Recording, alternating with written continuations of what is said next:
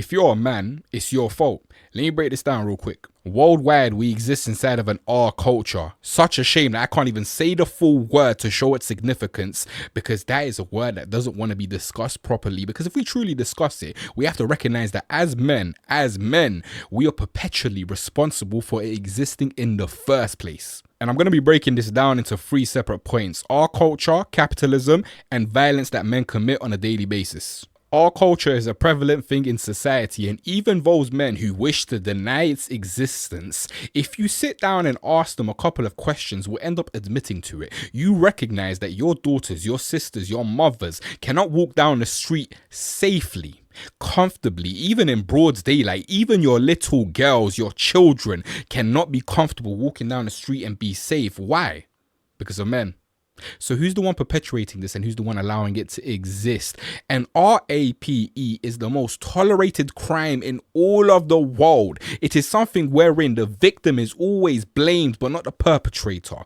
A crime in which the one committing the crime is not blamed. It is given so much credibility, is given so much space, but the one who is victimized, the one who has had the crime committed onto them, suffers such antagonism, suffers so much questioning, suffers so much doubt and disbelief, to the point that a majority of those who suffer this crime do not even want to come out and actually state that it's happened to them. One example of how much this crime is tolerated within our own country in the UK, I'll give the example of cannabis. Cannabis has now been legal medicinally since 2018. The government grows it and sells it, and yet the maximum penalty you can get for distributing it yourself outside of government reach is 14 years.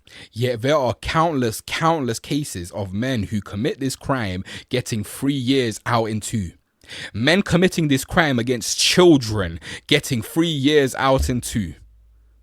Tell me again that this is not a crime that's tolerated, a crime that is normalized within our cultures. And another example of how this is normalized, I'll give the example of friend zone. Friend zone is a ridiculous thing. When you actually begin to break down what friend zone means, it basically means, because as a man, I give you my time, my love, my loyalty, my friendship. You owe me something physically, and if you don't give me that physically, you're doing something bad to me.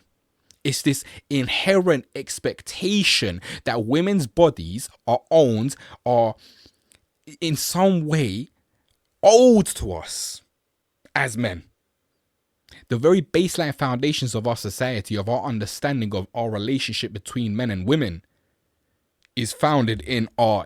Now let's quickly talk about capitalism. Capitalism is the state of mind in which, for me to have, everyone else has to have not. That is the baseline foundation of this system, and only a man would genuinely believe, and men have continued to uphold this system, fight and die for the system, because they believe, in their delusion, that one day they may get the opportunity to be the tyrannical oppressor they wish to be. Only a man is going to view another human being as property.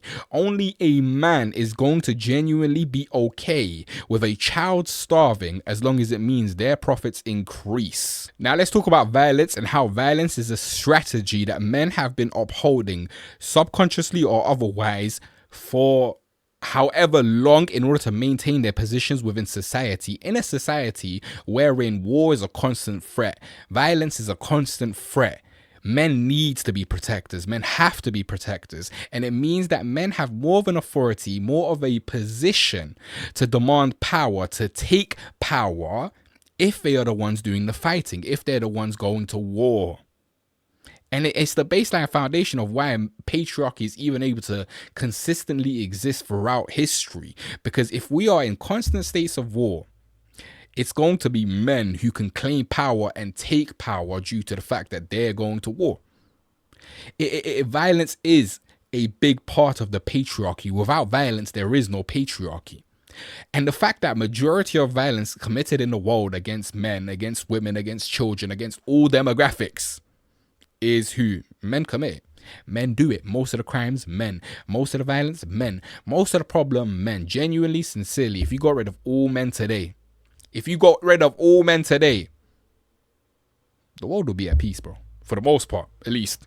There'll be some deeper stuff as well. I mean, you know, but that's another topic for another time. And to summarize, I'm always going to go back to this 4-word little motto I've got: responsibility, guilt, anger, action. As a man, if you do not take responsibility for this evil system that you uphold on a daily basis, either by actively contributing to it or by not recognizing it and understanding that it exists and attempting to fight against it in any way that you possibly can, you are perpetually upholding the system of violence, the system of evil. You are contributing to it. And if you don't take that responsibility and recognize how you're responsible for it as a man, you will never feel guilt. If you do not feel guilt, you will never feel anger. If you do not feel anger, you will never take action. And anger is not something that's irrational or barbaric or emotional. No. Anger is strategic. Anger is the very baseline foundation of revolution. Angry is what gets things done. I remember one time I was having a conversation with a cab driver, explaining to him how as men, we are the reason why this world is so messed up. We are the reason why our daughters can't feel safe going down the street. And he asked me, look, some guy in India, for example, commits a random crime, or across the world, commits a random crime. How am I responsible for it?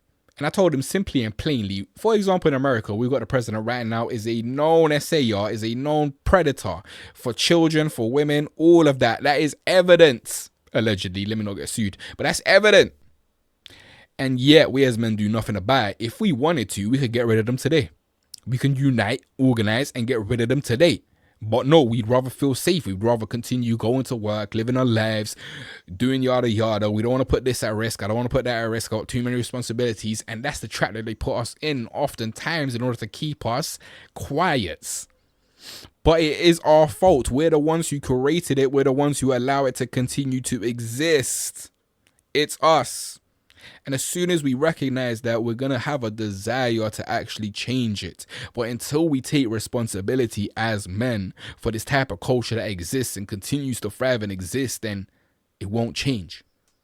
If a system of evil exists, the majority have to be willing and happy to uphold that system in order for it to exist. And if the majority of us as men are happy for it to exist, it will continue to exist.